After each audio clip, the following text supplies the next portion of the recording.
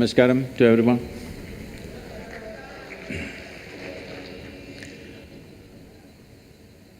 Well, why this Youth and Truth, how it came about? In the last 35 years that I've been active with people, this has been a constant refrain. Thousands of people ask me this question, Sadhguru, where were you when I was 20? You have come when I'm 60. If you had come when I was 20, I would have lived like this, I would have done this, I would have done that. I've been hearing this continuously, so I decided we'll step out and meet all those people who are below 25 in this country and also outside. That's why this Youth and Truth. This effort is… see, what we call as life essentially is a combination of certain amount of time and a certain amount of energy. Time is passing for all of us at the same pace. If we sit, it passes, if we stand, it passes, if we do something, it passes, if we laze around, it'll pass, awake, asleep, time is rolling for all of us. Only thing we can really manage is our energies. When you're youth, when you're in that segment of life which is called youth, you're at the peak of your energy. This is something most of the youth will not realize till it passes. That you're at the peak of your energy, life is not going to be the same way as years roll. So when this energy is at its peak, which is the only manageable part of our life, time is not manageable, it just rolls. This is the only manageable part of our life when it is raging at its peak. If we bring a certain level of clarity and balance in our life, this energy could become a phenomenal force in our life. This energy could become a possibility to unfold our genius. When I say our genius, every individual has a certain genius within them. Will they find the necessary atmosphere, necessary attitude, necessary situation within themselves and around themselves to unfold this or not is the only question. Unfortunately, I could be wrong with my percentages, but unfortunately I think not even 1% of the human population manage to really let their genius blossom in their life because they all get concerned with their livelihoods and other stuff. Very few people remain unconcerned and explore the possibility of what can be done at its peak within themselves and around themselves. So it is only 1%. My endeavour is in this generation, if we can raise this to 10%, we will have a brilliant world. We will have a phenomenal process happening in the world because after all, the nation, the world, the society are the products of human genius. Whether we live as a mediocre society or as a brilliant society is not decided by the masses on the street, but a few brilliant minds which come. If we increase the number and percentage of those brilliance, that brilliance to unfold in a society, that society will rage and flourish in a different way. In this culture, that's always been the focus. Always individual genius has been the focus because ultimately that is the determining factor. That is why we are in the universities, seeing how to assist you in this process, not just learning engineering or technology, but how to unfold the greatest technology that we already have, which is human mechanism. Thank you very much for having us here.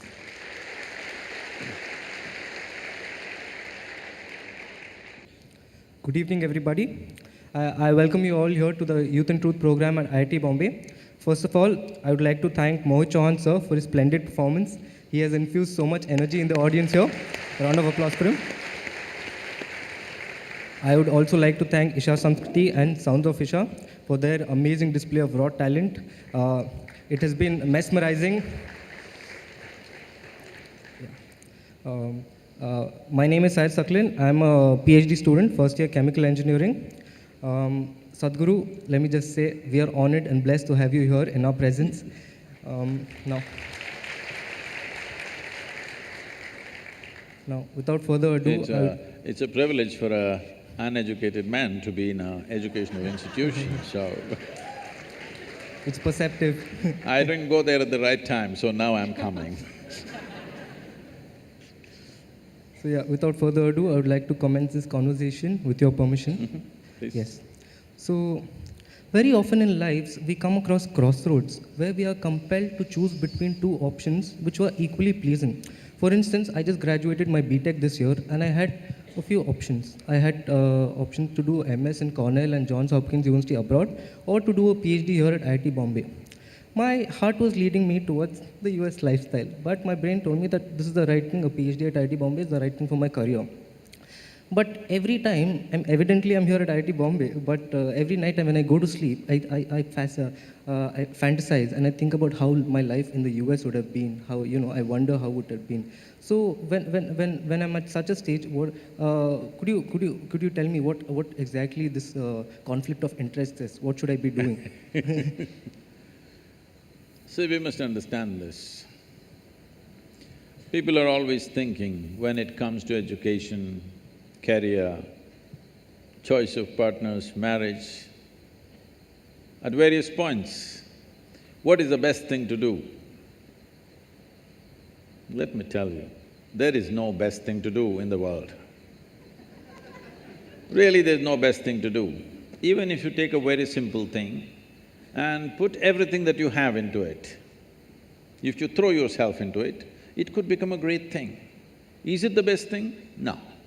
There is no best thing, because how do you decide what is best? What I'm doing is best or what you're doing is best? There's no such thing.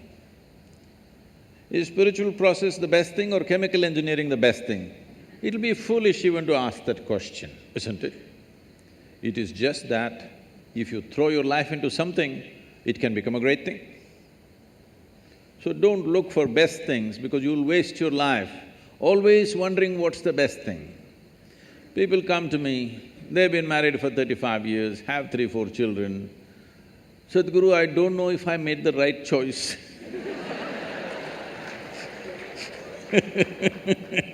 I said, well, it looks like you've not been thinking, you've been acting 4 children. So, till the end of your life, you can go on thinking, what is the best thing, what is the best thing? There is no best thing. Whatever we put our heart and soul into and do it, it's a great thing. It may be a simple thing in somebody else's eyes, but in our experience it's a great thing, and that's what we should do.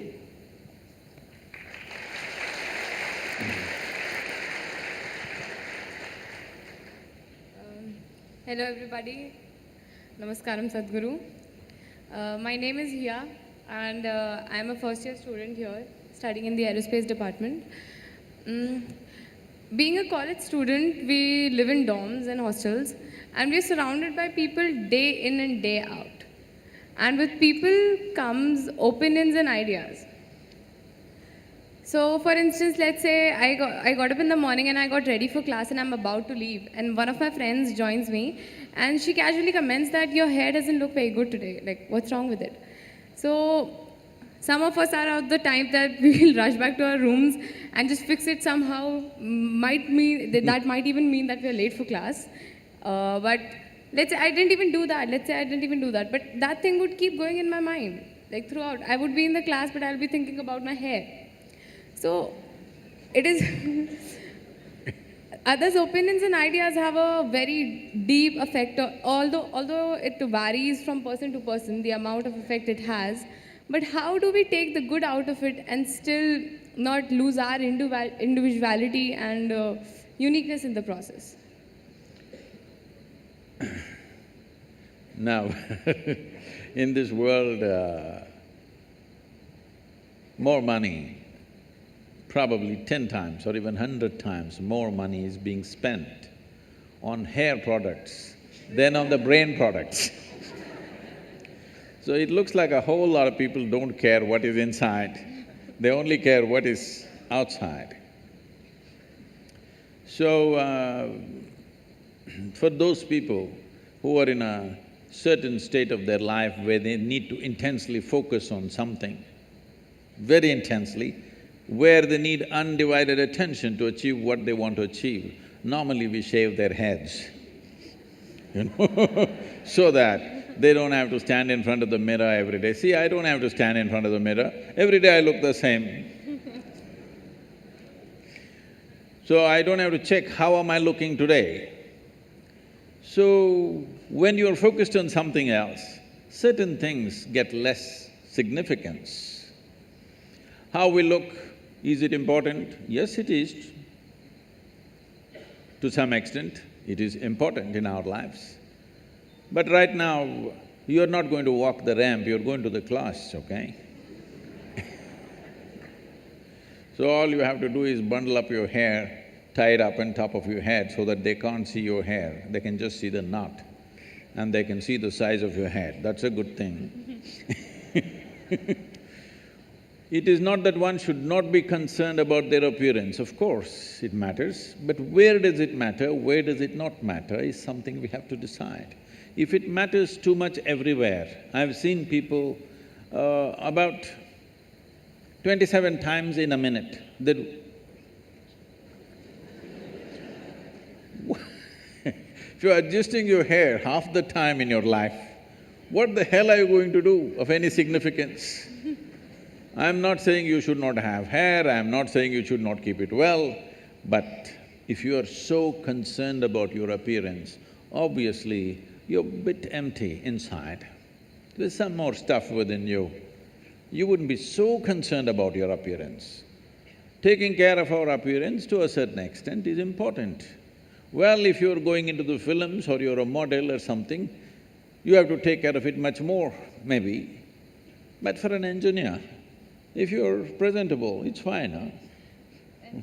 And it's not… it doesn't end at the appearances. It's about the general opinions of life and about ourselves. Let's say anything about us that they have, that people have, they somehow Whatever affect kind of us. opinions. Maybe behavioral traits, like somebody tells me, you speak very loudly, maybe. You speak very loudly all the time, why do you do that? Maybe, I mean, it hasn't happened with me, I'm just giving an example. So, how do we take… like, I was it's a about very to tell you casual your trousers comment. are torn, but I didn't tell you. There was a time when I lived in denims, nothing but denims, okay? Only Levi's. And because of motorcycling and all kinds of things, they would get torn. We had to get it from United States, otherwise they were locally not available in 60s. So we used to patch it up, but now people are tearing it up and then wearing it. So obviously the message is you don't care a hoot what other people think about you. Let that come into every aspect of your life, you don't really care what other people saying about it.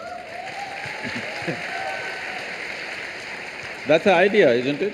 The idea of tearing up a new pant and walking is, you don't really care, but that's not the truth with a whole lot of people. How is it torn? Your pant is torn better than mine.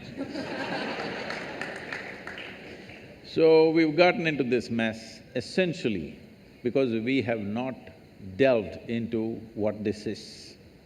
There is no profound experience of yourself. Who you are is a bundle of opinions that other people have given. If 10 people say you're good, you will become very good. It's like this. You went outside, somebody told you, oh, you are the most wonderful person on this planet. Then you are floating on cloud number what? 9. Only 9, huh? In Tamil Nadu, we do 11.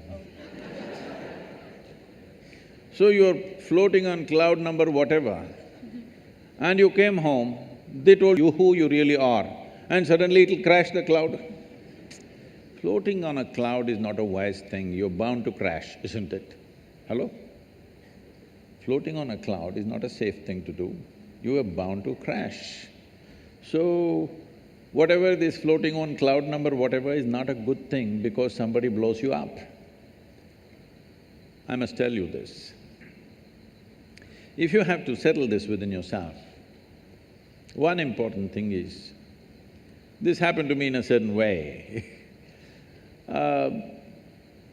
My daughter started traveling with me when she was 3.5 months old alone. So I'm driving my little Maruti all over the country, this is the time when I'm building Asia Foundation, and my right leg is always heavy. So I keep one hand on this little baby and drive full on the highways going from town to town, various programs and stuff. So she grew up in many people's homes. Every week she's a new home. I made one rule to all of them, never teach the girl anything. You're not going to teach her ABC, you're not going to teach her 1, 2, 3, you're not going to teach her Mary had a little lamb, because I don't care whether Mary had a lamb or not. Nobody teach her anything. So, because nobody is teaching her anything, she's all eyes and ears. By the time she's 18 months, she's speaking 3 languages very fluently. Nobody taught her anything. I said, no rhymes, no 1, 2, 3, no ABC, nothing. She grew up like this and I wouldn't have sent her to school, but my schedules were crazy, plus no company of that age group around, she's the only girl. So I put her into school. When she was around 12, one day she came home little disturbed because of what happened at the school. And she said, you're teaching so many things to everybody, you're not teaching me anything. I said, well, I am not known to do these things unsolicited. Now that you've come, we could try something. I said, see, this is all you need to know. You never look down on anybody, nor do you ever look up at anybody. Then she looked at me like this, what about you, kind of thing. I said, see, if you look up to me, you will miss me completely. If you look up to me, what will you do? You'll take my picture and nail it into the wall. You will miss who I am. The value of who I am will be completely missed if you look up to me. You have to just look at me for what I am, for everything that I do, not look up to me. If you look up to me, you know, nailing is all that'll happen. So this is a simple thing, never look down on anybody, never look up to anybody. As simple as it sounds, this means you have no judgment in your head as to what is good, what is bad, what is high, what is low, what is virtue, what is sin. You're willing to look at life just for what it is. If you see life simply for what it is, you will effortlessly navigate through life. All these things will not even be an issue in your life.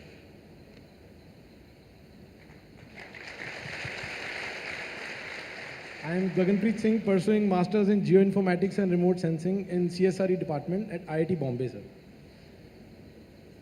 Sir,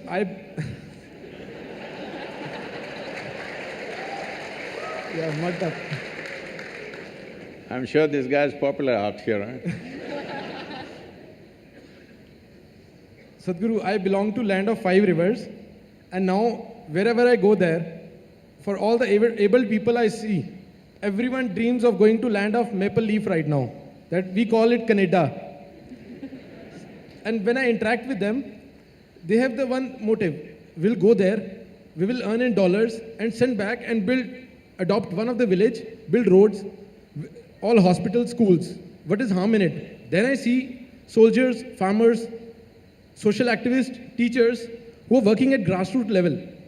So if I get opportunity, because in IIT we will get some good opportunity to go abroad and earn Canadian dollars or work here, and whatever we can contribute in the tax, that is quite minuscule as compared to the funding which we get from abroad. Which route should I take?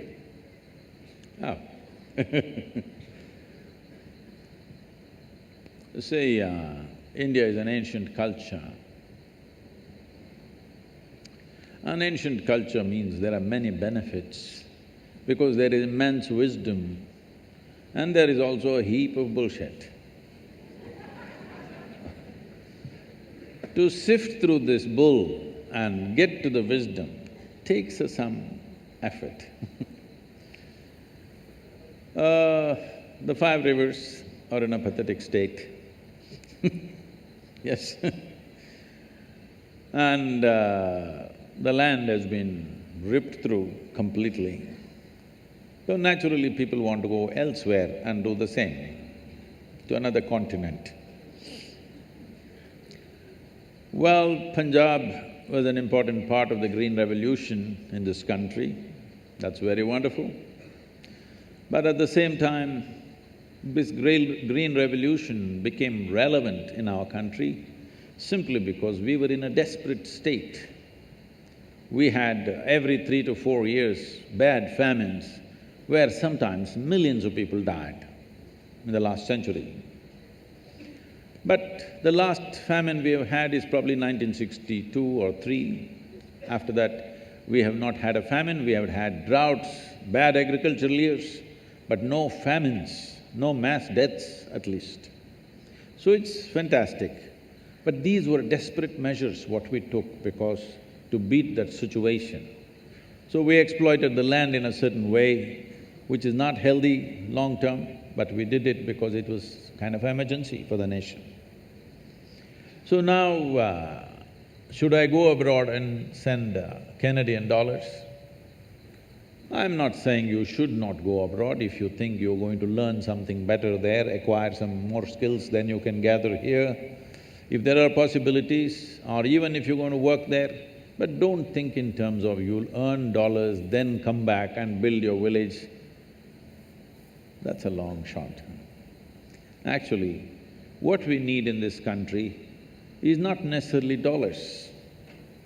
What we need in this country is a corruption-free, clear, focused and dedicated people. That's what we're missing.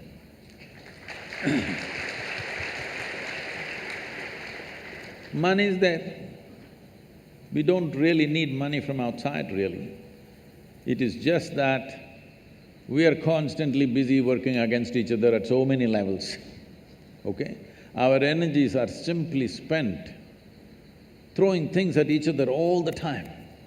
If you don't understand what I'm saying, just turn on one of the English news channels and watch in the evening. How much energy is simply wasted, simply saying rubbish against each other endlessly.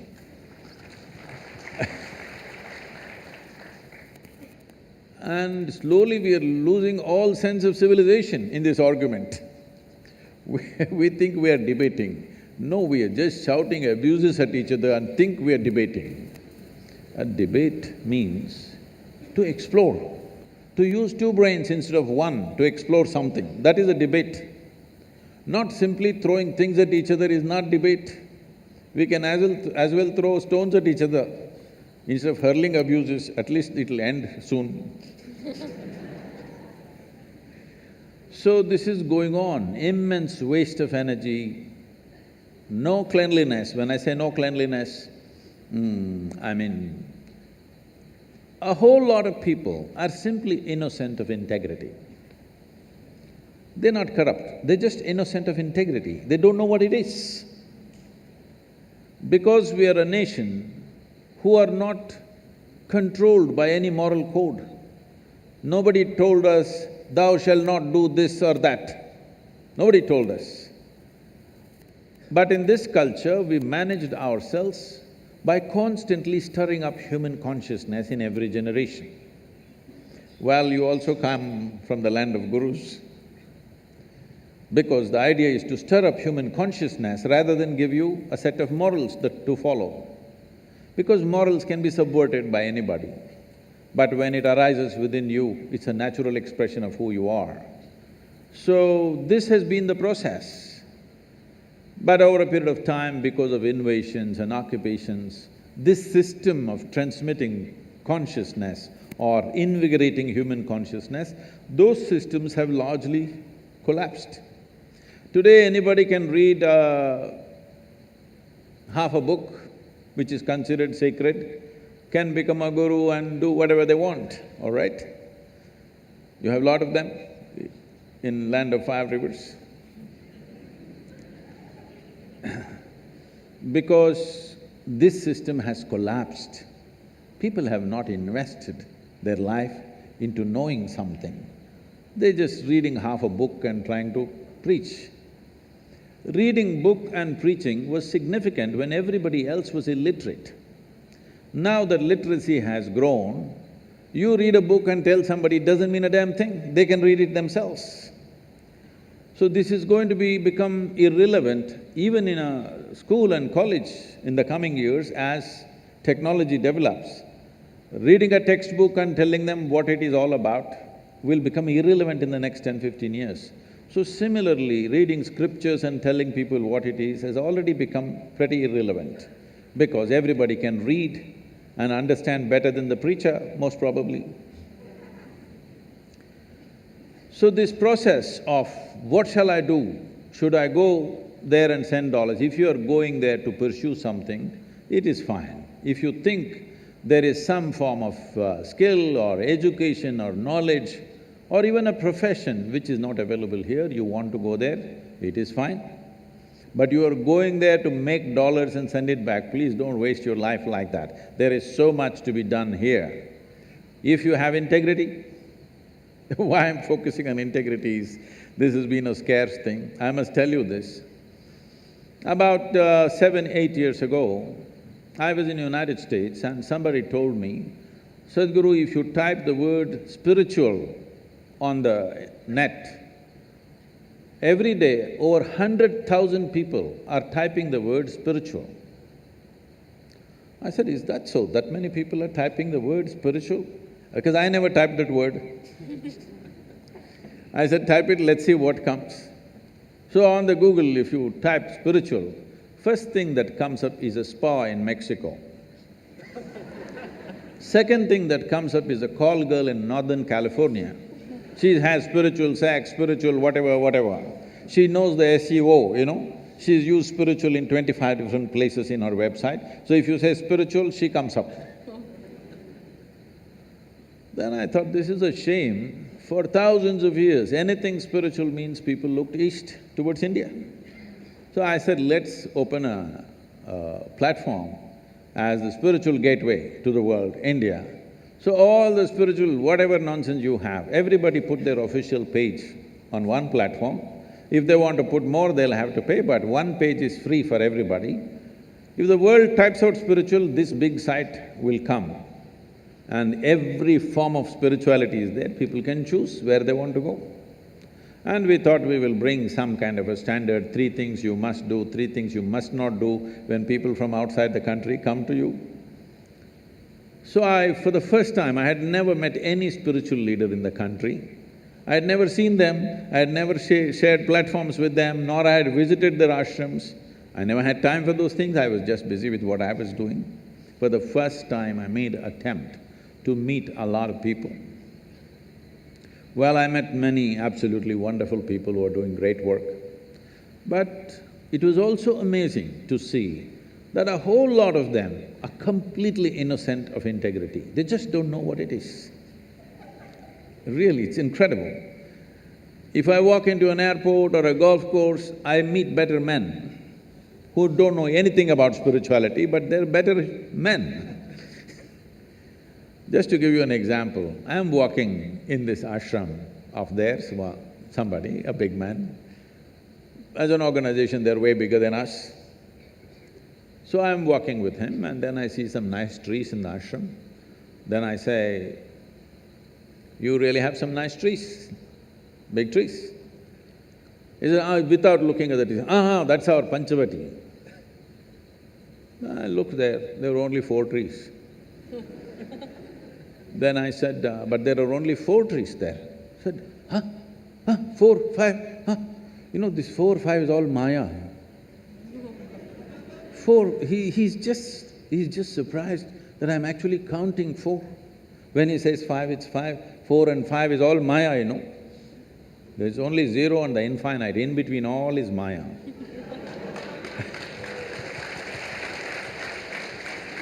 So, whether it is politics or any profession, including spirituality, unfortunately, one ingredient that is really weak in India right now is integrity.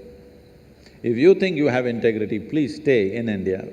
We don't want one more to escape. I will say. Sadhguru, I spend lots of time on my phone, ridiculous amounts of time. It helps me with my notes, it keeps me updated with my calendar and connected with the entire world. But the more we depend on it, the more it replaces our menial tasks. Now, technological advances are so steep and rapid that it is predicted that one day humanity will pass through a time period called singularity. It is that time period when machines will be intelligent enough to devise machines which are more intelligent than them. And this will happen recursively. So my question here is, do you think that these technological advances which are happening will ultimately cause mankind's doom? Not necessarily.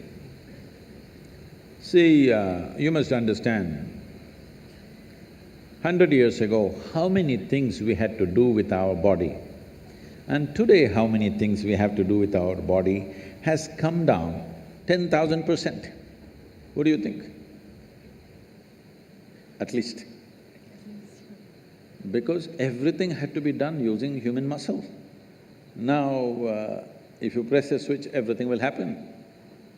You have seen in all those period movies, two guys will be standing next to a Maharaja and doing the fan. See, all those guys hanging there.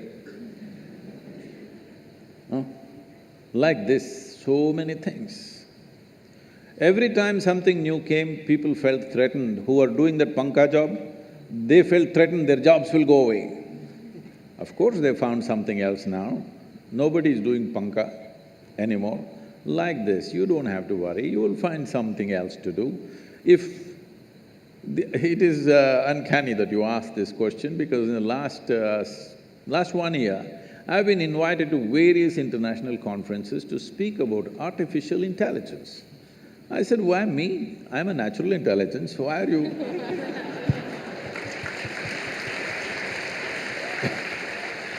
Why are you calling me to speak about artificial intelligence?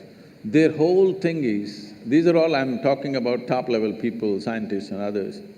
Their whole thing is, Sadhguru, if this intelligence unfolds, if AI, they're calling it, we think Air India, but if this AI unfolds, we will all lose our jobs. I said, how fantastic, find an AI like that for me, so that I lose my job and I'll just live. Isn't it fantastic if all of us lose our jobs and we are on a holiday for the rest of our lives? Everything we have to do, if a machine does it, isn't it great that human beings can use their intelligence and time for creating something else altogether, rather than doing menial jobs on a daily basis? If I ask you to go right now and if I ask you to hold panka for me because there's no fan is not working, is it not a waste of your intelligence? Hello? Huh? Yes. It's good for me, but is it not a waste of your life in so many ways? So similarly, it's a waste of life right now that most people are thinking how to earn a living, how to earn a living.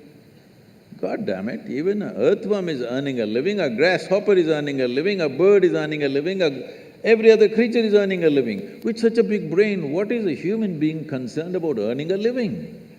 It shouldn't even be a thing. But right now, human problem is, it's not about earning a living. You want to earn living like somebody else, then there is no end to your life. You want to earn a living for this life, there's really no problem.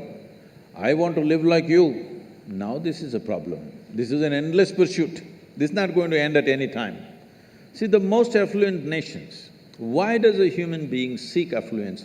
Either an individual or a society. Why do we seek affluence? At the first level, it's a choice of nourishment, that you can eat whatever you want. That's the first step of earning money. The next step is a choice of lifestyles. Now countries like United States, you're only going to Canada, huh? Countries like United States have a choice of nourishment and a choice of lifestyles. But 70% of US population is on prescription medication. With such a choice of nourishment and lifestyles, they should have at least, if not the most conscious and wonderful, at least been the healthiest population on the planet, isn't it so? Their healthcare bill is $3 trillion. People estimate by 2030, their healthcare bill could be anywhere around $7 to $7.5 trillion. Already it is bigger than our economy. One thing that can sink that nation is the healthcare bill. So, just affluence is not going to help. So when artificial intelligence comes and does all the things that we want to do, that we are no more concerned about earning a living, every human being on this planet, their living is taken care of, I think human genius will unfold. It's a tremendous possibility. Of course, fools who don't know what to do with themselves, they'll bum around, they'll get drunk, they'll get drugged, they'll lie here and there, but a whole lot of humanity will come to terms with it and fire up in a different way. I think it's great times. We don't really have to worry about your phone. Can I tell you a joke? You okay? Yes, go ahead. Because you look serious, right? A man came into the office with half his face burnt out. Show me the other side of your face. Okay. Okay. So, his boss asked, "What happened to you? Why is your face burnt up like this?" No, I just took a call. I attended a call. I said, "What? You taking a telephone call will burn your face like this?" "No, I was ironing my clothes." Phone rang. So, right now the problem is not technology. Technology is a tremendous enabler. I remember the time when I was building this foundation, like once in a fortnight or so, I have a telephone call day. When I stop somewhere on the highway, that blue-colored tin box, metal box, you've seen them? STD, local, international, whatever is written on that. So I get into those things and start making hundreds of calls. But today, if I just tell my phone, it calls. Oh, I'm glad technology is advancing, life has become so much easier and better, but some people don't know how to use it, they're always stuck to it. Many people are getting killed using the phones. So many people are getting killed.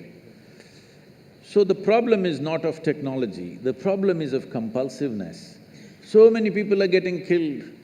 See, it is still unfortunate there are so many children and people dying because of malnourishment. We have the highest malnourished population in the world. But more people on this planet die because they don't know when to stop eating. Yes, compulsiveness. Food is not the problem, isn't it? Hello? Is food good for us or no? Hello?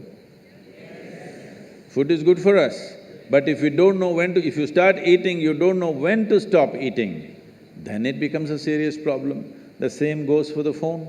You start using it, but you don't know when to stop using. So the problem is not technology, the problem is not anything in our lives. Fundamentally, we are living an unconscious life. We are living a compulsive life. When you live compulsively, then everything is a problem. There's no one specific thing which is a problem, everything is a problem. All the great, wonderful things that come our way become serious problem in our life simply because we do it compulsively.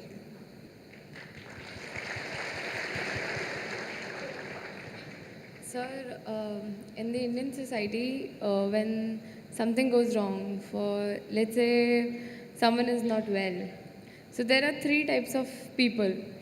Ones who go to the hospital, then there are the ones who rush to the temples, and then there are the third ones who rush to the astrologers. So we are actually taught from the beginning that inanimate objects and things around us have the power to control our lives. For example, for example, my mother, when 2 to 3 years back, told me to wear a ring which had the gemstones. I still have it on, because, of course, because that's what mom has said. So You need to take it off, otherwise the boys will think…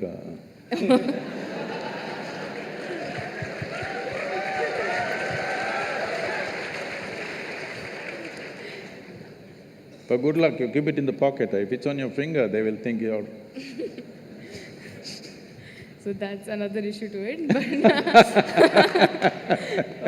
I really do not understand Like, how can an inanimate object control so much going on in my life or in anybody else's? Or can it really do that, rather?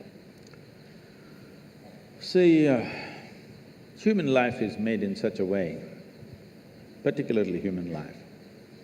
For all the animals, nature has fixed clear-cut path, what they can do, what they cannot do. Their lives happen between two lines. They cannot go below that, they cannot go above that. Within that they live. That's why they look so sure and certain, and they're peaceful.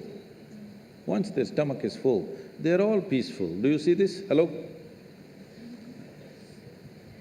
Are you on talking terms with me or no? Do you see all the animals, once their stomach is full, they are peaceful. But human beings are thinking, or they're being taught that peace is the ultimate goal of life. A buffalo, full stomach, he sits peacefully. And for you, that is the ultimate goal, what a shame. What a buffalo can do with a stomach full of grass or whatever else he eats, you have to hold it as the ultimate goal. Is it not a shame, I'm asking you? But this is being taught like this, peace is the ultimate goal of your life. But coming to more fundamentals, if you're not peaceful today, can you enjoy your dinner today? No. Can you just enjoy walking down the street? Can you enjoy the company of a few people around you? No. If not ecstatic, at least you must be peaceful to enjoy anything in your life. So I'm asking, should it be the first step in your life or the last step in your life? Such people will only rest in peace. Now, do other things have influence on us, particularly inanimate objects? The gems and the diamonds and things like that, and also the planets. See, the nature of the planet has a certain influence on the life upon it. You will see on full moon days and new moon days, many animals behave in certain specific ways, simply because they're influenced by it. You know the whole ocean is rising. When ocean, which is millions and millions of tons of water, is able to rise, when 72% of your body is water, you think it won't rise at all? It does. So, I don't know if you're conscious of it, but in India, most people are, not only in India, in anywhere, wherever there are mental asylums and things, they are conscious of it. On full moon days and new moon days, people get exaggerated levels of disturbance in their minds. So people think new moon and full moon will cause madness. No, that's not the truth. If you're very loving, full moon day you will become more loving. If you're very joyful, on a full moon day you will become more joyful. If you're a little crazy, you'll get little more crazy. Whatever is your quality gets little hyped on that day. So those who are romantic, they want full moon day. Those who want to meditate, they want full moon day. Those who are a little mad, they don't want full moon day. Essentially, it's hyping things up a little bit. Of course, today there is another kind of textbook science which is going on, which doesn't observe anything except what happens in the laboratory. These people are going on saying, this is all rubbish, this, that. No, if you pay attention to your own body, you will know, without looking up, without looking at the calendar, you will know when is full moon day, when is new moon day, by yourself, simply if you pay sufficient attention to your own system, because it's visible in your system. Certain behavior is there. But with a human being, the problem is, or people seeing it a problem, any possibility, if you do not explore that possibility, in your eyes, it looks like a problem. What is a problem is always a possibility, isn't it? You don't like it? No, if you're not willing to say yes, no, something, you can at least say, what is a problem is always a possibility or no? What is a possibility? If you do not explore it, if you do not realize what is the possibility, it seems like a problem to you. So, do inanimate things have impact on you? Yes, if you allow it, because this is the human predicament that who you are is not determined by nature, it is left open for you. Left open for you means you are the only creature on this planet who's been given the freedom to shape your own life. Is it a small thing? This is a product of millions of years of evolution that today, after all these creatures from a single-celled animal, after these millions of forms, here we are sitting, this is the only creature which can shape its own life the way it wants. Every other creature has to live by the laws of nature. We can shape our own lives. It is this freedom that human beings are suffering. If you're suffering your bondage, it's all right. If you're suffering your freedom, you're a disaster, isn't it?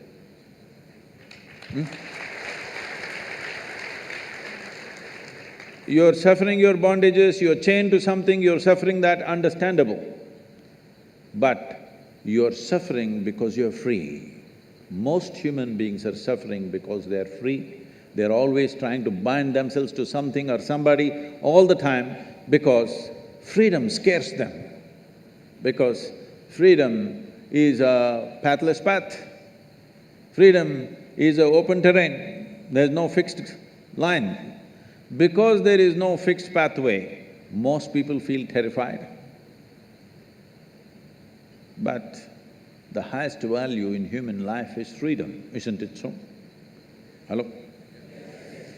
In this culture, the highest value in this culture is not God, not heaven. Mukti, moksha, liberation, freedom is the highest value. Established that no matter what you do, you must seek mukti. You can do whatever you do with your life, but all that process should be towards your liberation. You must be moving towards higher and higher levels of freedom on a daily basis. Otherwise, your life is not worth it because you're getting entangled with the process of life. Even if you go to heaven, it's an entanglement. See, I'm sure before you joined IIT, you're still keeping Bombay, right? I see. Before you joined IIT, when you have written your whatever entrance tests and stuff, only thing is somehow I want to get in, because it's like heaven, entering heaven. No matter what, I want to get in, that's the only thing I want. After you get in, see how many problems.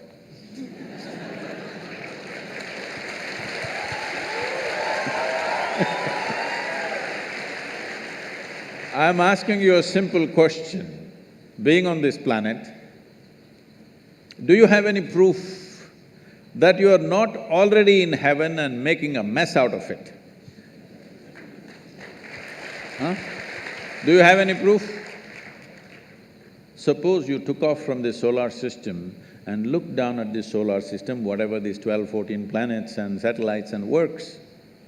Does planet Earth definitely look like a heavenly body among all these? Yes or no? So you're already on heaven and making a mess out of it, and now you want to go to another heaven. Yes, like he wants to go to Canada.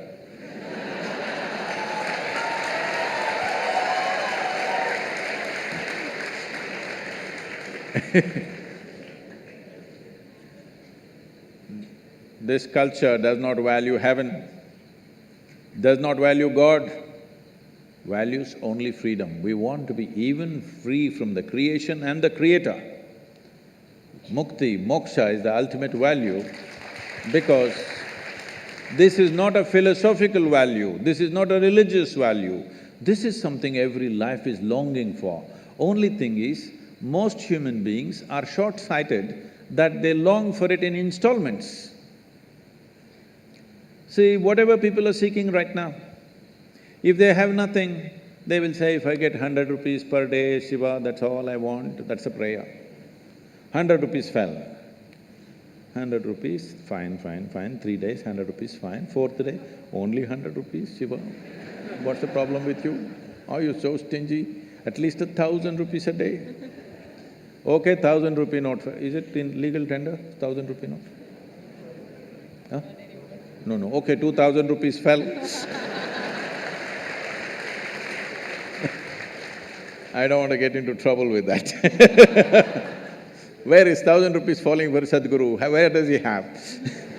No, 2,000 rupees fell. You asked for 1,000, 2,000 fell. Wonderful Shiva, fantastic. After 10 days, only 2,000 rupees. It doesn't matter how much it falls, something more, isn't it? This is not about money. People think it's about money. People think it's about wealth, power, pleasure, love, knowledge. No, these are all different currencies. Essentially, you're looking for expansion because you feel suffocated. If we keep you in the same place for too long, you feel suffocated, you want expansion, you want to be something more all the time. Yes or no?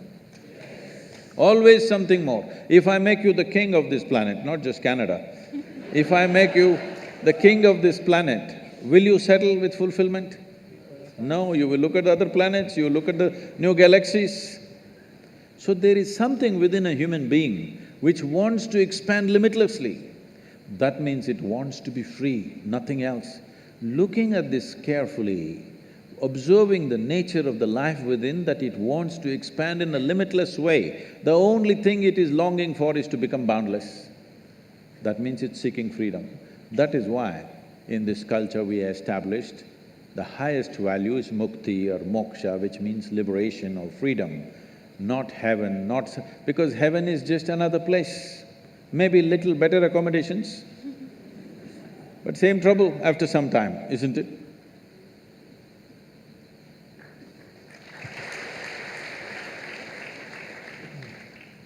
Sadhguru, I can proudly say that I am in the top institute of eminence, which we now call heaven, and every student who has come here has burned himself inside out to come to this place, and that can be said about each and every institute in India. And after coming to this heaven also, our days and nights are same, working very hard to achieve the so-called aim.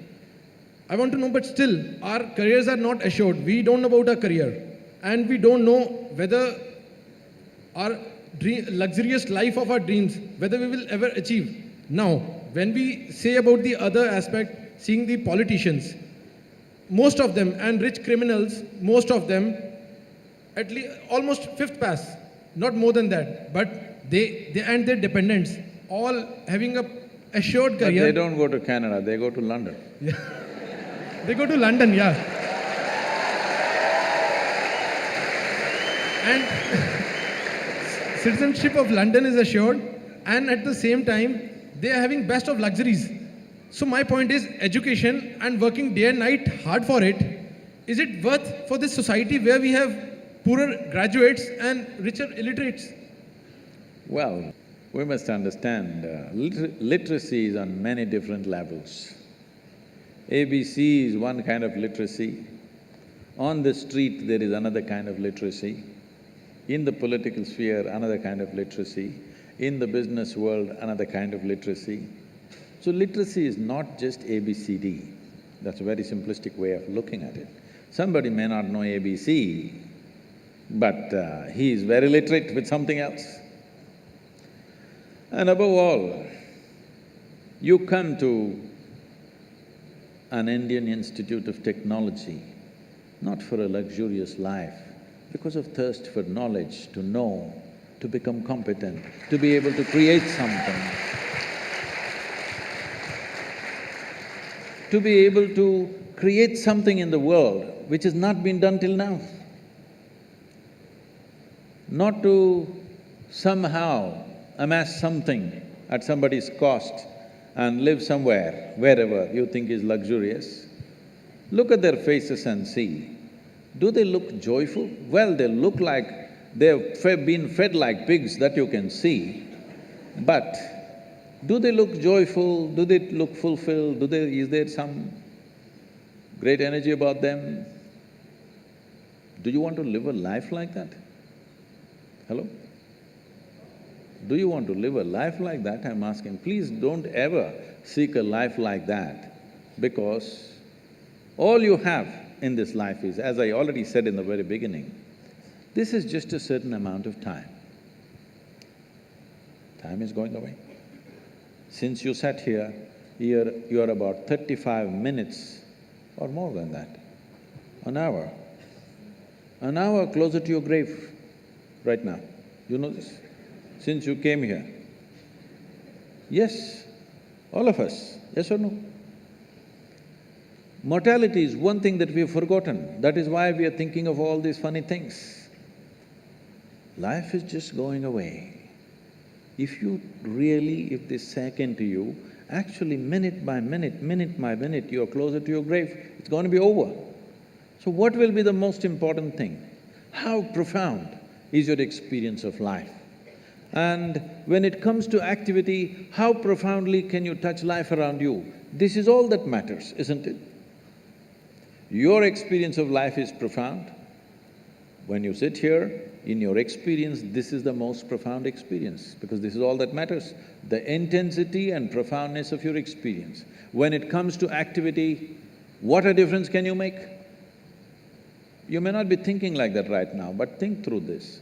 Suppose you cook something. Do you ever? Maggie.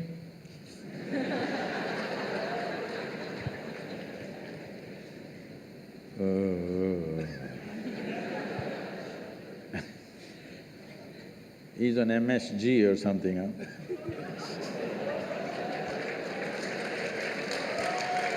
No, not that MSG, I'm just what is that chemical, huh? That's also… Monosodium glutamate. Yeah. So, if you cook something, even if you make Maggi noodles and you give it to your friend, he eats it, pack, he spits it out. Do you like it? If he eats and says, "This is fantastic," then you say, "Oh, nice." Because for even doing the 2-minute job, it's 2 minutes, right? The ad says it's 2 minutes, I don't know how long it takes, huh? That's a myth, it's not 2 minutes. Even for the 2-minute job, you want to touch that somebody's life. If that guy spat it out, that's the last time you're going to give him those noodles. That saves his life, that's another matter. So if you build something, let's say you built a hall, people look at this and say, "Oh my God, terrible," and nobody wants to come into this hall. You want to build such a hall? No, you want people to come and say, "Wow." Yes? You want to write a book that nobody reads? Huh? No? You want to make a movie that nobody wants to see? No. You want people to see and walk out with tears in their eyes? Yes or no? When you do something, you must understand this. Human activity is meaningful only in some way we touch another life. How many lives is the question? You heard of Richard Bach? No. As a generation, you never read Richard Bach? Nobody? Oh, I'm surprised. In our generation, there was nobody who did not read Richard Bach. Please look him up. Richard Bach wrote a book called Illusions, another one called Jonathan Livingstone Seagull. It's all about flying, his entire life. I was supposed to fly with him 3 years ago, but at the age of 74, he was flying a small plane and he had an accident and broke some 16 bones in his body. So after that, he's not flying. So, his entire life was about flight, and all his books are about flight and how flight relates to our life. And in one of the books he writes, of all the joys of flying, I thought this is… after that I stopped reading him. Of all the joys of flying that he eulogized all his life, he said the greatest joy is when you see another pilot and you roll your wings and he responds rolling his wings, that's the greatest joy.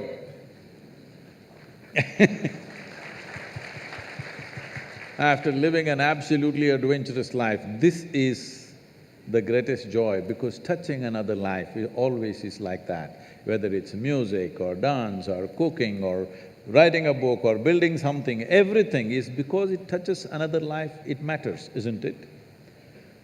A criminal does not touch other people's life like that. You have two ways to live. That is, people are joyful because you're here, or people will be joyful because you're gone. There are two ways to live. Please, what will you choose? First one. First one. People are joyful because you're here. Yes, Yes. that's good. So, about somebody is living better than us, I'm saying you should not even look how somebody is living, because it's a bloody brief life, believe me.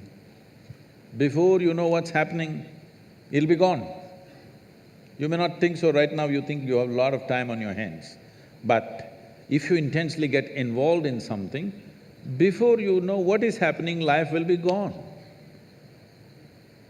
Because it's such a brief life.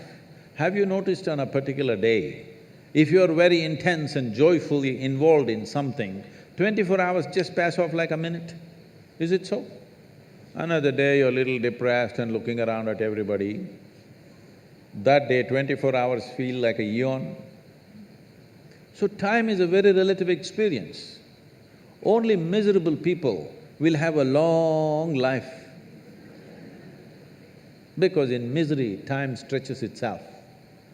But if you're living an intense and exuberant life, poof, it'll be gone. 100 years will be gone like that. Shall I bless you with a long life? No. Even if you live to be 100, it should feel like you lived for 2 days. And that's how it will be. That is how it will be if you focus on creating something worthwhile. But if you're looking at other people, who is wearing better clothes, who is driving better car, whose house is better than mine, if you look at this, your life is ruined, because forever somebody will be wearing something better than you, somebody will be driving something better than you, somebody will be living in a better home than you. Yes or no? Forever you will become enslaved to that nonsense. Don't ever start your life like that. All of you, you're being empowered through education. You must think in terms of, what is it that I can create? What can I create in this life? Don't worry about how to earn a living with so much education and this many cerebral cells. You think earning a living is a problem when an earthworm does it?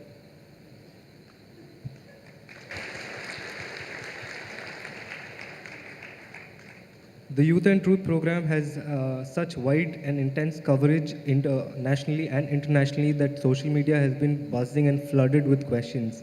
We have the difficult job handpicking some of the questions. So, Sadhguru, with your permission, I'd like to convey the questions to you. So, one Pradeep asks, we are often reprimanded for using swear words. It is nowadays used as colloquial slang. What is the big deal with using slang words when I casually use it without intent? See, this happened. A nice Catholic girl got married and went. After 3 days, she called her mother and said, "Mama, I can't be here with this guy. All the time he's using 4-letter words." Then the mother asked, "What kind of 4-letter words is he using?" She said, "He's talking about cook, clean, wash, iron."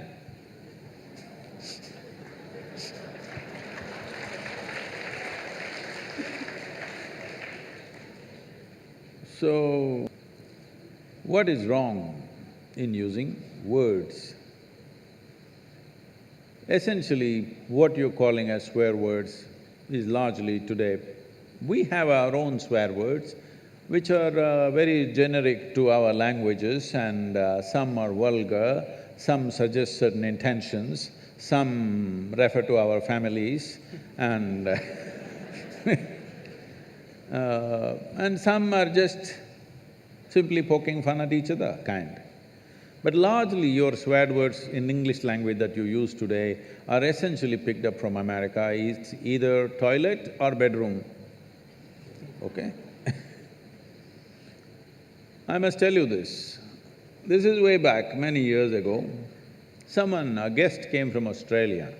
I'm talking about nearly 40 years ago. A guest came from Australia and I'm supposed to take this person around in Mysore. You know, Mysore is a touristy place. You're from Bangalore, huh? It's a touristy place, there are many places to see, so I'm taking this person on my motorcycle. If I ride hard, I hear in my ears, shit. Then I think, what? If I brake, shit. They see something beautiful, shit. If the food is very spicy, oh shit. I was thinking, why this person whole day chanting shit like mantra?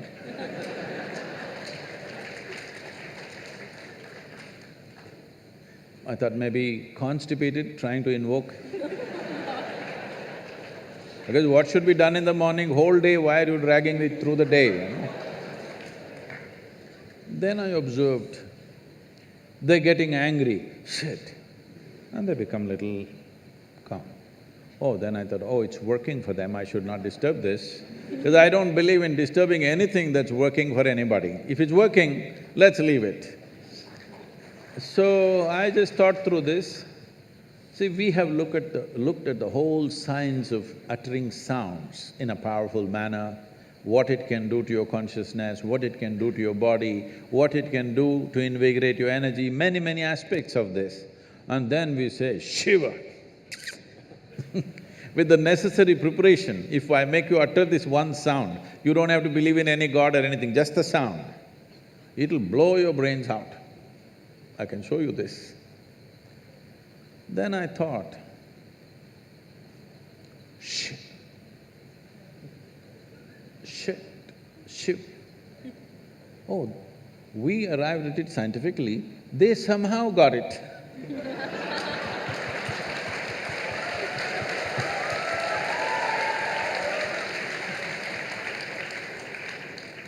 Even in Shiva, it is only Shi which is the powerful part, Va is a dampener, so that people don't blow up too much. It's like to balance. Instead of Va, they put T. I thought it's okay, it's working, so why? Because usually when they keep saying too often, the T doesn't come, they say shh. So even me, when I say Shiva, the word doesn't really come out, it's just shh. So I thought it's okay, what does it matter? Then immediately some people got very… this thing, Sadhguru, you are saying Shiva and shit are same? Highest and the lowest? I said, see, this high and low is all your business. But as far as your mind is concerned, in case your vocabulary is stored in an alphabetical order, Shiva and shit are close together. You cannot store Shiva here and shit here. You don't have such a capability. I don't know how it is stored in your mind. Suppose it's alphabetical, they are right next to each other, so you can't separate them. So the question is not about what is good, what is bad, what is right, what is wrong. The question is, will it work everywhere? If you keep shitting all over the place, is it going to work for you? That's a question. So it's all right among young people, you're saying shit everywhere, but now it's come to in United States, it's come. Even the top administrators are uttering these words just like that. In the international community, when they utter such words, it's finished in many ways, okay? Not because of anything else, simply because people are… if you watch some of these American movies and stuff and stand-up comedians, they are making the whole sentence with one word. Yes? Whole sentence is just one word repeated in many different ways, and they're elogizing that. I'm saying to develop or to evolve a complex language, it took such a long time, it's taken thousands of years for human mind. One of the most complicated things that we have come up with as a civilizations in the world is language. Language is not a small thing. That way in India, we have 1,300 languages. How much genius must have been there that right here you speaking Marathi, somebody speaking Telugu, somebody speaking Kannada, somebody speaking Konkani, and for thousands of years, though you lived side by side, you maintained your literature, they maintained theirs, like this they managed. This takes a certain level of genius to develop the language. Now, a language which had hundreds and thousands of words, you want to reduce everything to one word and you think it's a forward step, I'm sorry. Sadhguru, my next question is about the 4 letters. Love is in the air. When Hey, what's happening out here? when people say that they are in love, they think they are in unconditional love. But still, in most of the cases, it's not working. It doesn't lead to happiness. So Sadhguru, when is unconditional love truly possible?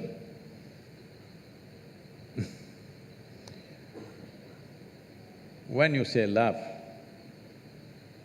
your experience of love means you feel certain sweetness of emotion within yourself. Either by looking at this person or this person or this person, we don't know who stimulates this in you. It doesn't matter who helped you, but essentially it happened within you, isn't it? Yes? Did it happen only within you or was it in the air? I'm trying to clear this air. Combination of both. Really? It was in the air? No, it only happened within you. Maybe what was happening within you was so exuberant, you saw it everywhere. You're in love, you thought the flowers bloomed for you, the birds are singing for you, the clouds are moving for you. Huh? All right, I don't want to destroy all the romance, okay? But essentially it's happening within you. It's wonderful that you're experiencing such sweetness of emotion, stimulated by somebody. You are using the other person as a key to open up an experience within you, essentially. I'm asking you, why are you using a key when there is no lock, when there is no door, when there's no any kind of barrier? It is just that you are a push-start machine. You know what's a push-start machine? If you have owned an Ambassador 25 years ago, always you parked it on a gradient like this, because morning, 2 people have to push it. If you park it like this, nobody will come, your family will not come out of the house. If it's like this, somebody will come and push it. Now all the cars are self-start, many of them remote start. What does it mean? Technological upgradation. You are an institute of technology, all right? I'm asking, would you like to upgrade your technology that you are on self-start? If you wake up in the morning, you are overflowing with joy and love and exuberance by yourself. You don't need anybody to stimulate you. Would you like to be a self-start machine? Then you must come to me, huh? Whoever is right now doing the love in the air, it's fine with them, you don't have to tell them anything, you say, all right, it's okay. But it's very important you're a self-start machine, otherwise, after some time, you try to extract happiness from the other person. That is when these love affairs become tedious and horrible, because you're trying to extract happiness from the other person. No, life should be like this. When it comes to joy, when it comes to love, when it comes to exuberance of life, you must be the source of this, isn't it? You must be the source of this. Well, other things are shared in life. There are 2 ways to enter into a relationship. One way is because you want to extract something from somebody. Another way is because you want to share something with somebody. These are 2 ways. If you're out to share, your life will be good. If you're out to extract, when they close the tap, it's going to get terrible and nasty. You have seen people who thought they're absolute lovers, how terrible it becomes for many of them. Not because there's anything wrong with them, simply because you started off on the wrong footing, thinking, this person is the source of my joy. No, no, no. Joy or misery, the source is within you. Yes or no? Whether it's joy or misery, the source is within you. It's for you to decide. If you're a joyful human being, they will also want to be with you. If you're a misery, they will endure you for some time. Shall I tell you a joke? Are you okay? Please, Sadhguru. On a certain day, Shankaran Pillai was walking in a park in the evening, sunset time. He saw a young, pretty-looking woman sitting on a stone bench. You know the park benches? He also went and sat down, settled down on the same bench. After some time, he moved little closer. She moved little away. He allowed a few minutes and again moved little closer. She moved little away. Again he moved closer. Now there was nowhere else to go for her because she was at the end of the bench. She pushed him away. Then he waited for 2 minutes, just the sun to get to the right angle. Then he went down on his knees and he said, I love you. I love you like I have never loved anybody in my life. You know, a woman is a fool for love. And the sun was setting. If it was middle of the afternoon, she wouldn't believe a damn thing. Sun was setting, the ambience was right, and she kind of yielded. Nature took over, things happened between them. Then he looked at his watch, it was 8 o'clock in the evening. He got up and he said, I need to go, I need to go. She said, where are you going? You said you love me. He said, my wife is waiting, I need to go. So, I love you for a whole lot of people is like that, you know, open sesame.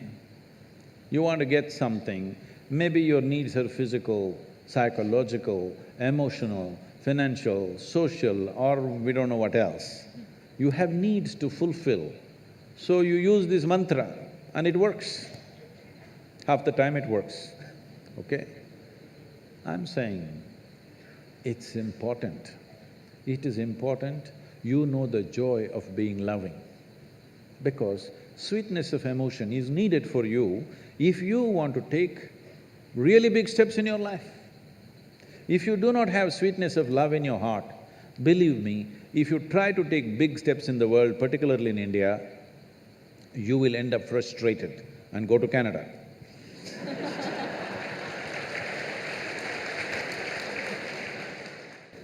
In Canada, you meet only moose in most of the countries, so it's okay. So now I would like to open the forum to the audience so that if they have any questions, they can ask Sadhguru directly. So let's start with the audience questions for now. Sadhguru, namaskaram. Myself, Pratiti Sarkar. I'm a PhD student here in IIT. Sadhguru, every time we have some submission, me and my friends would plan in advance and we would try to stick to it. But somehow, ultimately it happens that we end up finishing it in the very last minute. So before I used to think like why I wasn't starting it early or why I couldn't finish it early. But then I realized that almost everyone around me is doing the same thing and everyone is procrastinating. So my question is then, what's the reason? Why do we knowingly procrastinate? See, the longing that you had when you wanted to get into the institute, you have not maintained that longing. Please sit down, it's okay. You have not maintained that same level of longing. How badly you wanted to get in. If you maintain the same level of longing, you would prepone everything that you're doing. Slowly, you slacken up and other things interest you, education sinks down a little bit. If you're doing something that you really want to do, will you prepone or postpone? Will you prepone or postpone? You'll prepone. If love is in the air, will you prepone or postpone? Prepone, surely. Prepone. So in a way, intellectually, knowledge is a love affair. It's really a love affair. If you get involved, it'll become much bigger love affair than emotional love affairs. So if you conduct your education like a love affair, that you're really involved, then you will always prepone, not postpone. But if you finish too early, that means your faculty is not setting you tight enough time. They must set more stringent time, because this is the time of your life where you have to learn how to stretch yourself physically, mentally, in every possible way. Otherwise, life will crack you when you go outside, unless you find a government job for yourself. Otherwise, anything else you take up in your life, if you do not know how to physically and mentally stretch yourself without breaking, then life will break you somewhere. So, education time, the time of being youthful, is not a leisure time. Unfortunately, this may sound like this, a little difficult for you, but you must come and visit and see how it happens. These children came and performed here just now, the Kalari, and we have a home school. All these are 7 days of the week school. We have planned 4 to 5 days in a month as activity days which the children won't know. Someday, it will be instead of academics, it'll be some other kind of activity. But those activity days are more intense than the academic days. When you're growing up, when you're young, you should not be thinking about leisure. Unfortunately, this culture from United States has come, what is that, TGF? Thank God it's Friday. So if you're going to enjoy only weekends and weeks, you're going to suffer. That means you're doing something that you have no love for. I'm asking, why the hell are you doing it?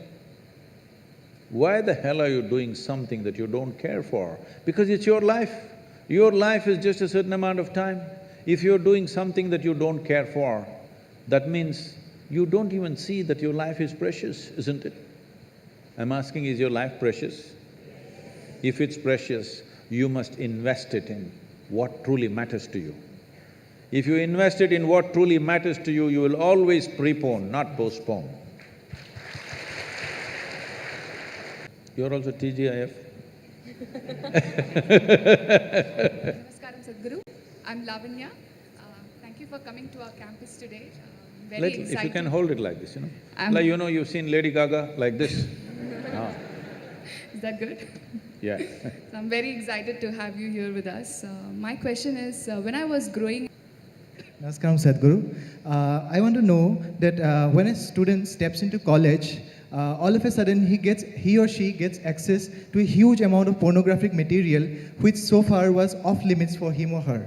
And in the process, he or she enjoys that, and as we said, he or she experiences heaven on earth. But, and we even have nicknames for those people who overdo it. They masturbate. We overdo it sometimes. So how do we know how much of that is good or bad? And so can we have the truth about masturbation? Oh, looks like a popular question, eh?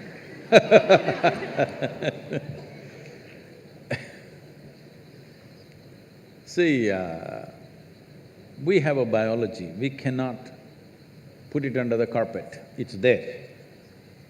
It's best we address it for what it is. But right now the problem in the world is, because certain religious institutions in the world took this attitude that the very biology of the human being is wrong, because of this, culture started hiding it under the carpet. Well, in this culture we never had it, but after the British came and left, we became more prudish than the British. But before that, if you look at our temples, all the outside temple art is all pornographic, if that's what you want to call it. But we don't call it pornographic, we are only talking about the various dimensions of human biology. Because we don't see it as wrong, but we see it as the periphery of life. If you stay there only, you will stay on the physical dimension forever, you will not explore anything else. So in the temple, always it's the periphery. You are supposed to look at that and understand it's the periphery of life and try to make an attempt to go deeper, but at the same time not to be in denial of it, not to glorify it, or not to be in denial of it is the most important thing. But in your college, watching these things on the whatever, your internet or whatever, people tell me that… somebody told me, I don't know if these percentages are correct. When I was asking, what is the content? I was trying to understand the internet and its content. What is the real content on the internet? They're telling me, you should know, they're telling me 70% of the content on the internet is pornography. Is it so? Is it so? You must be the expert.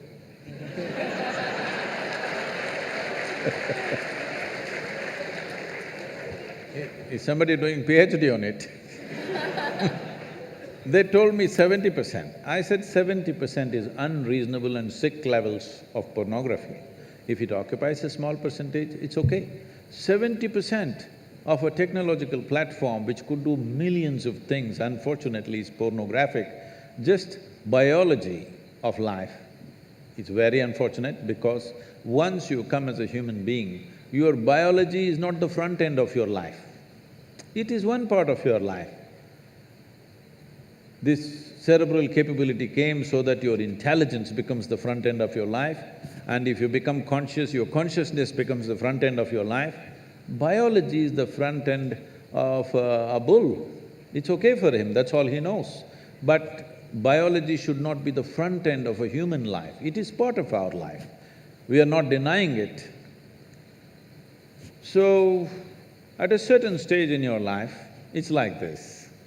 A 95-year-old man went for a medical checkup with his doctor. The doctor did a thorough checkup and said, "Hey, old boy, you're doing great for 95, no problem with you." Then the old man asked, "Doctor, but what about my sex life?" Then the doctor looked at him and asked, "Thinking about it or talking about it?"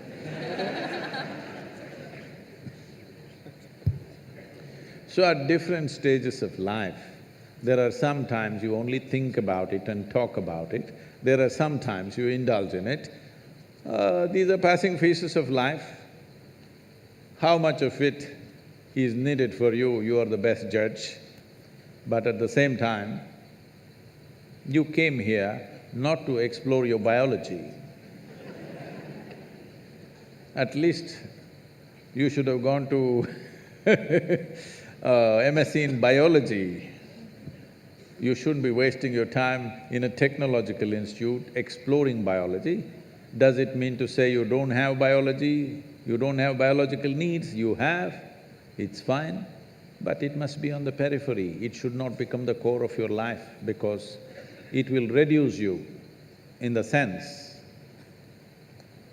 a creature which was purely biological evolved into a place which has an intelligence of its own beyond its biology. See, animal intelligence works for its biology alone. How to get its food, how to get its mate, this is all its entire life is. If human intelligence also functions like that, you are bellying the evolutionary process. You are seeing how to go back, take the evolutionary process backward, not necessary. This does not mean you do not have a body, body has its needs, as there is physical hunger, so there is sexuality. You have to address it in some way, but to what extent is your choice, but definitely it should not be the front end of your life because you're rolling back evolutionary scheme of putting your intelligence and consciousness in the front. Instead of that, you're putting your biology in the front.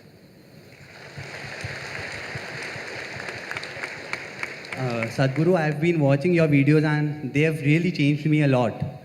So today, sir, Sadhguru, I'm a guitar player and I'm doing engineering, I'm in second year. So often, like, obviously my Indian parents want me to have a steady life. So they sent me to an engineering college, ki get settled, but they even support me for guitar. But both are getting so hectic for me, like I can't keep my focus on one thing. Like when I'm studying, I think about guitar and all the players and music. And similarly, when I'm playing, I think about other things. And even social circles and all. I don't have a steady mind, and I can't focus at one thing. Even if I try a lot, even mobile is a very big distraction apparently. So how do I focus on one thing at a time? Oh. I fear that if I give too much time to one thing, I might lose or lack in other things. See, human mind. Do I have a few minutes to answer this question? Yes. See, the nature of human intelligence is such that it can do many things at the same time as a process. When I say intelligence, most people are misunderstanding intelligence as intellect. Intellect is your thought process. Thought is just one dimension of your intelligence. Thought is only happening because of the data that you have gathered in your mind. You cannot think about anything for which you have no data, isn't it so? Isn't it so? Isn't it so? Yes. You're getting sleepy? Because usually we put children to sleep at 8. So, human intelligence is made like this. In the yogic way of looking at life, we look at human intelligence as 16 parts. Out of these 16 parts, we can, for the sake of understanding, we can see it as 4 segments. These 4 segments are buddhi, ahankara, manas and chitta. Buddhi means the intellect. Intellect, when it comes to your intellect, would you like a sharp intellect or a dull intellect? You must choose, I'm going to bless you right now. Sharp intellect. So obviously, intellect is a cutting instrument. It's like a knife, it's a scalpel. It's good for cutting. If you want to dissect something, you need a good, sharp intellect. But suppose you want to sew something, all you have is a knife. If you sew with a knife, you know what'll happen?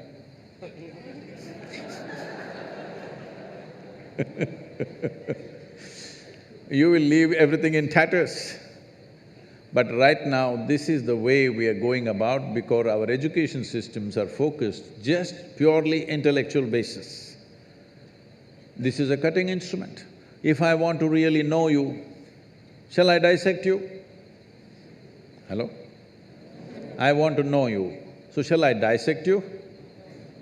Well, some of you in your maybe pre-university studies, you dissected a frog and you were very excited how the heart was beating. The frog was not excited, believe me. It was looking at you, what's wrong with you? Yes or no? So, intellect is a certain instrument. It is a cutting instrument. It can be used for certain aspects of life. But unfortunately, we are using it all pervasive because other dimensions of intelligence have not even been touched. The next dimension of intelligence is called identity. The next dimension of the mind is called identity or the ahankara. Identity means, depending upon what you're identified with, that's how your intellect will function. This is a knife in the front, this will always try to protect what you're identified with. You say, I'm a woman, it'll try to protect your gender. You say, I'm an Indian, it'll try to protect your nationality. You say you're some religion, it'll try to protect that. Whatever is your identity, your intellect is always working to protect that identity. So how we establish this identity consciously is a very important part of education which we have completely ignored today, for which we are paying a huge price. In the traditional education, from 0 to 12 is balavastha, that means just to play, eat, sleep. So that the body and the brain should grow till they're 12 years of age, you should not try to teach anything, extract anything. From 12 to 24 is focused learning. This is called as brahmacharya, discipline of how to learn. Learn is not just learning other disciplines, but above all, learning about the nature of my own human mechanism, my intelligence, my different faculties, how they function, because if I don't understand this, I cannot really apply myself into anything. So, we always establish this. You might have heard of this, there is something called as Aham Brahmasmi at the age of 12. This is taught to a child. Before we initiate a child into education, first he must take a universal identity, that my identity is the larger universe. Maybe today I'm an Indian, maybe today I belong to this religion or that religion, maybe I belong to this caste, clan or whatever, but my larger identity is with the universe, because education was seen as an empowerment. We don't want to empower you when your identity is narrow, because all the crime on the planet, all the corruption on the planet, all the horrendous things that people do to each other is only because of limited identity, isn't it? I can do it to you, but I can't do it to myself because this is me, isn't it?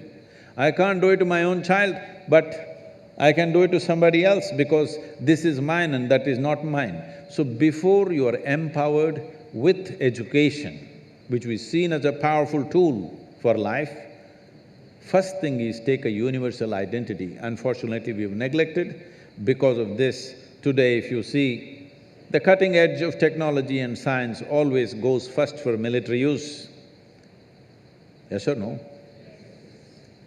So how to kill people, how to dominate somebody, how to destroy somebody, this is where our knowledge is going, simply because we did not establish a universal identity before education came to people. So the third dimension of your mind is referred to as manas. Manas means it's a silo of memory. When I say memory, it's not just what you remember, your entire body is memory. There is evolutionary memory here, there is genetic memory here, there is karmic memory here, there is articulate and inarticulate levels of memory, conscious and unconscious levels of memory, various dimensions of memory. We identify 8 different forms of memory. Right now, you may not remember how your great-great-great-grandfather looked like 10 generations ago, but his nose is sitting on your face. Body remembers, yes or no? Body absolutely remembers everything. So this memory is the basis of your intellect.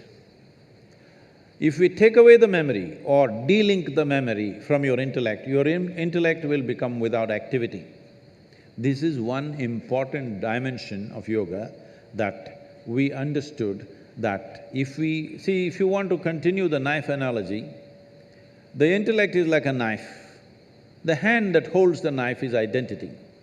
Knife is useful or dangerous depending upon, not on the knife's quality, but the hand which holds it, isn't it?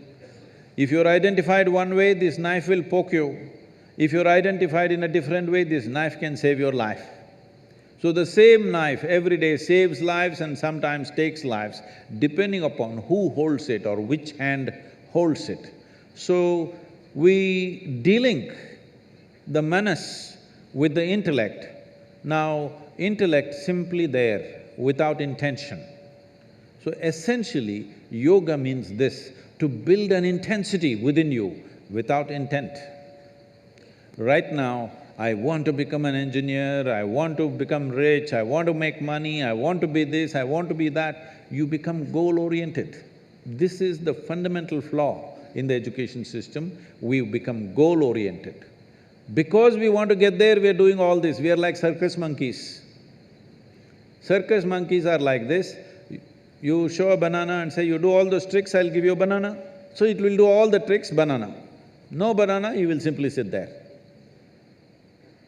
So, once you become human, you should not behave like a circus monkey. It is not because of a carrot and stick that you're driving yourself, because you're seeing that what you're doing is of some consequence to you and to the world around you. That's why the action. So if you de-link the knife and the hand and the silo of memory, then your intellect will shine with sharpness. It will not be rusted with memory, it will shine with sharpness. See, it's like this.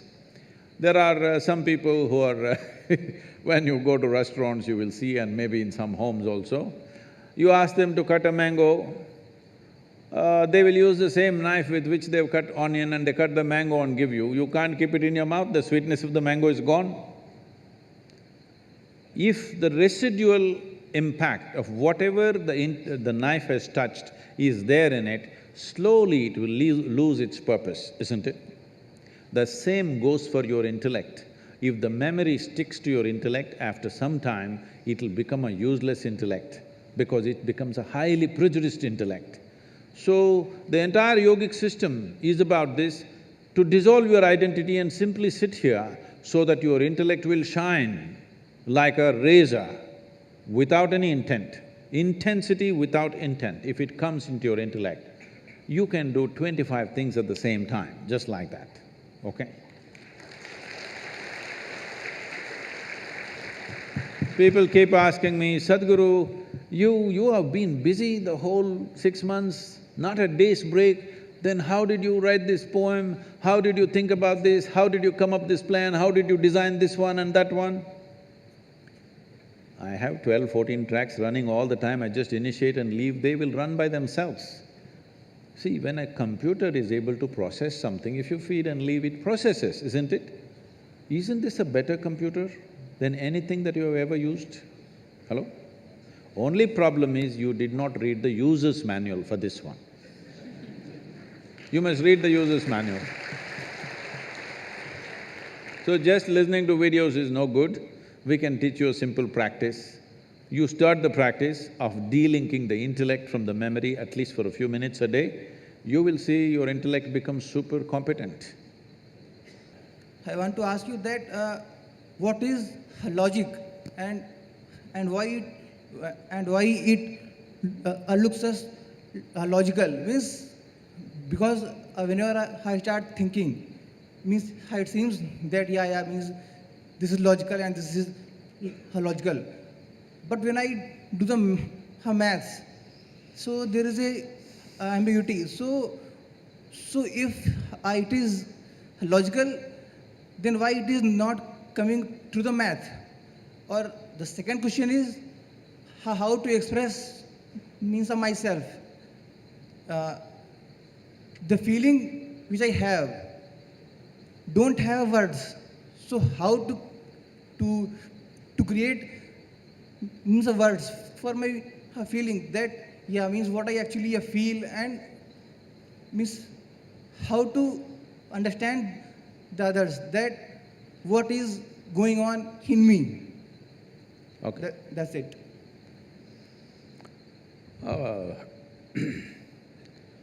See, whether somebody else understands what's happening within me or not is not the issue.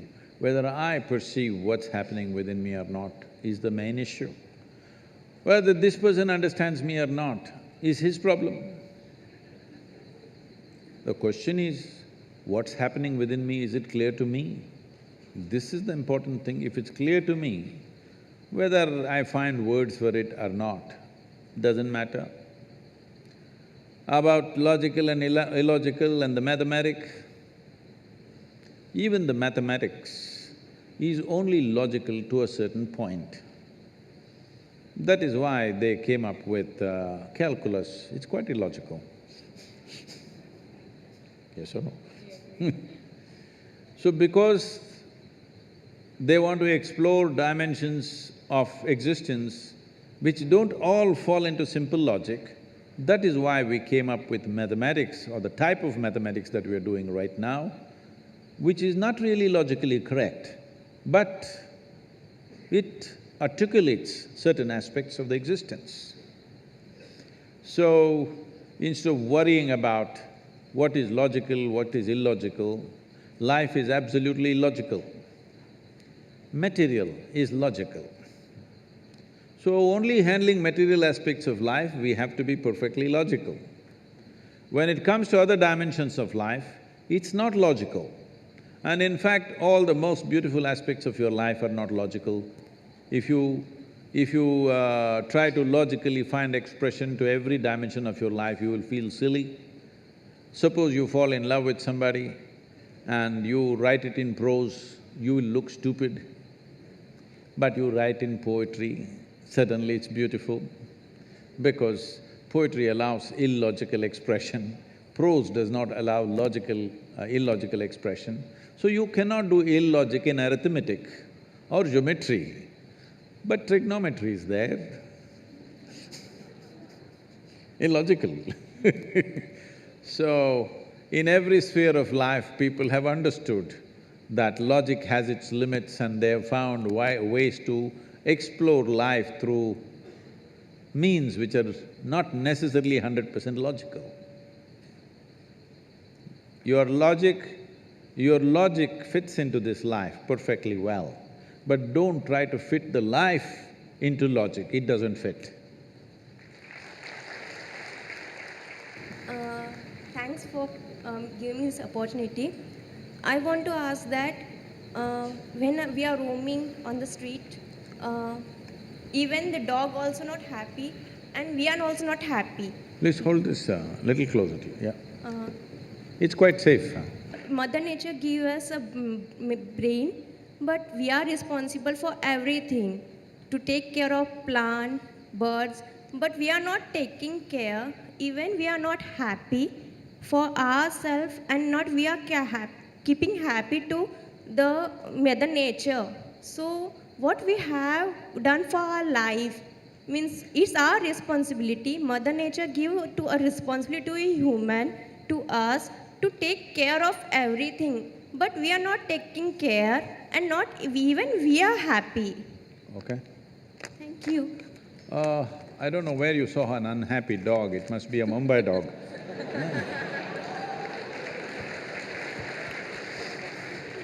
Huh? Must be a Mumbai street dog where too many vehicles and things are moving around. Poor guy, he's just surviving day to day. Otherwise, dogs are happy if their stomach is full. They're really very happy. Go in the villages and small towns and see, they're just romping around happily. As long as they're well-fed, they're happy. So, human beings also, not that everybody is unhappy, there are happy people and unhappy people, they always were, still are. We are seeing how to increase the percentage of happy people so that we can live in a joyful world. It's out of my greed that I'm incessantly active in the world because I want to live in a joyful world. But a lot of people are looking like carrying an end-of-the-world expression on their face, as if the world is going to end today. Especially if the world is going to end today, it's time to be joyful, isn't it? So, we are living irresponsibly for sure, for various reasons we are like this. For us in this country, we have an enormous culture, enormous. No nation on the planet has 12,000–15,000 years of history and culture. This culture we can use to become wise and wonderful, but a whole lot of people use it in a different way. Because you said everybody's unhappy, I thought I'll tell you a joke. You okay? It once happened, the Iraqi ambassador to India met Shankaran Pillai. When people of two ancient cultures meet, it's bullshit time. Always. How our culture, because we've got nothing much to show in the present, we talk a lot about the past. Well, we can be proud about our past, but we can't live there. We are proud about the past history of this nation, the culture of this nation, but you cannot live there, you can only live here. But this is the usual thing. So the Mesopotamian culture, big. So the Iraqi ambassador started off and he said, our culture is so great that we have excavated sites in Iraq where the site is over 2,500 years ago, 2,500-year-old sites, and we found copper wires. It proves that we had telegraph 2,500 years ago. Shankaran will say, "Ha, that is nothing. We have excavated sites which are 5,000 to 7,000 years old, and we found nothing. That means we had wireless."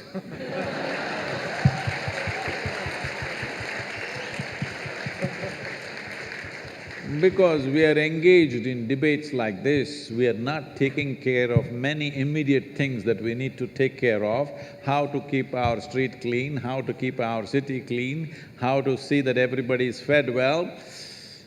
You know, we are not taking care of this because we are little in the wireless state. Thank you very much.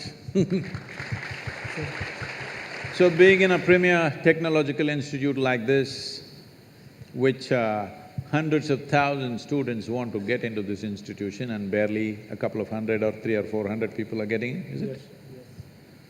So, getting into a coveted place like that, where even internationally, the institution is recognized as one of the premier institutions, not just in India. So when you're in a place like this, it's my wish and my blessing that you must really acquire knowledge, and knowledge is no good unless it is dispensed with love and compassion in the world. Just pure knowledge without love and compassion, without involvement in life around us, can become a very cruel force. Technology is the best thing that's happened to us and the worst thing that's ever happened to us, unfortunately. You have to make sure that technology is the best thing that's happened to us in the coming generation. The previous generations, all of us, have used technology in a negative way. Yes, we've made bombs, we've made pollution, we've made terrible things. It's for you to create a wonderful world with the knowledge that you're garnering here. Being here in this premier institution, do not forget, so many would like to be here, but you're here. Please make use of this and create something really